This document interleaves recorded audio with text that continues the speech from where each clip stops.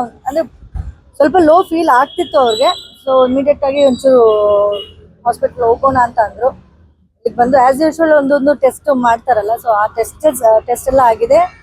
ಎಲ್ಲ test normal ಆಗಿ ಬಂದಿದೆ. Is fine now. ಈಗ ICU ಅಲ್ಲಿ ಇದ್ದು ಈಗ ವಾರ್ಡಿಗೆ ಶಿಫ್ಟ್ ಆಗಿದ್ದಾರೆ. But is getting better.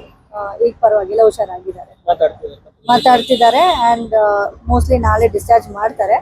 So is fine now. ಸ್ವಲ್ಪ ಇರತ್ತಲ್ಲ ಈ ಒಂದು ರಿಲೀಸ್ ಇದೆ, ಸ್ಟ್ರೆಸ್ ಇದೆ, ನಿದ್ದೆ ಇಲ್ಲ. ಸೊ ಇವೆಲ್ಲ ಹಾಗಾಗಿ ಸ್ವಲ್ಪ ಕಷ್ಟ ಆಗಿದೆ ಅವ್ರಿಗೆ. But is fine now.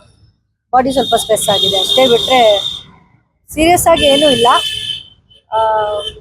ಸ್ವಲ್ಪ ಅದಕ್ಕೆ but is fine now. Thank you so much. ಏನೂ ಇಲ್ಲ, ಒಂದು ಸಿನಿಮಾ ಅಂದ್ರೆ ಒಂದು ಡೈರೆಕ್ಟರ್ ಇಂದ ಹಿಡಿದು ಒಂದು ಹೀರೋ ಇಂದ ಹಿಡಿದು ಎಲ್ರಿಗೂ ಅಷ್ಟೇ ಸ್ಟ್ರೆಸ್ ಇರುತ್ತೆ.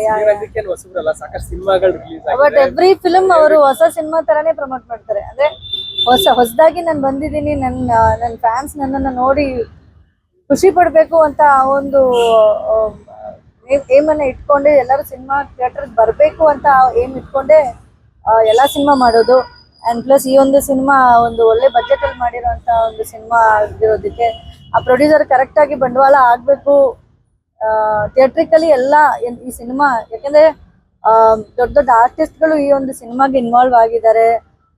ಆಶೀಶ್ ವಿದ್ಯಾರ್ಥಿ, ಅತುಲ್ ಸರ್, ಅಂದ್ರೆ it's a big movie. So ಅವ್ರಿಗೆ ಅವ್ರ ಲೈಫಲ್ಲಿ ಇದೊಂದು ದೊಡ್ಡ ಒಂದು ಸಿನಿಮಾ ಅಂತ. ಅಂಡ್ 25th ಸಿನಿಮಾ ಆಗಿರೋದಕ್ಕೆ ಅದು ಯಾವುದೇ ರೀತಿಯ ಫ್ಲಾಪ್ ಆಗಬಾರ್ದು, ಯಾವುದೇ ರೀತಿಯ ಜನಗಳು ತಲುಪದೇ ಇರಬಾರ್ದು ಅಂತ ಅನ್ನೋದಕ್ಕೆ ಫುಲ್ ಕಂಟಿನ್ಯೂಸ್ ಪ್ರಮೋಷನ್ ಆಗ್ತಿತ್ತು. ಐ ಥಿಂಕ್ ದಿಸ್ 15 days ಒಂಚೂರು ಜಾಸ್ತಿನೇ ಸ್ವಲ್ಪ ಶ್ರಮ ಪಟ್ಟಿದ್ದಾರೆ. ಅದಕ್ಕೆ ಸ್ವಲ್ಪ ಅವರು ಇವತ್ತು ಮಾರ್ನಿಂಗ್ ಆಕ್ಚುಲಿ ಇಂಟರ್ವ್ಯೂಸ್ ಇತ್ತು, ಅದೆಲ್ಲ ಕ್ಯಾನ್ಸಲ್ ಮಾಡಬೇಕಾಗಿರೋ ಒಂದು ಪರಿಸ್ಥಿತಿ ಬಂತು.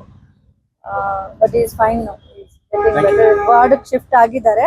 ನಾಳೆ ಮೋಸ್ಟ್ಲಿ ಡಿಸ್ಚಾರ್ಜ್ ಆಗ್ತಾರೆ. ಸೊ ಡಾಕ್ಟರ್ ಚೆಕ್ ಮಾಡಿ ಹೇಳ್ತಾರೆ. ಅದರ್ವೈಸ್ ಆಲ್ ರಿಪೋರ್ಟ್ಸ್ ನಾರ್ಮಲ್ ಆಗಿ ಬಂದಿದೆ.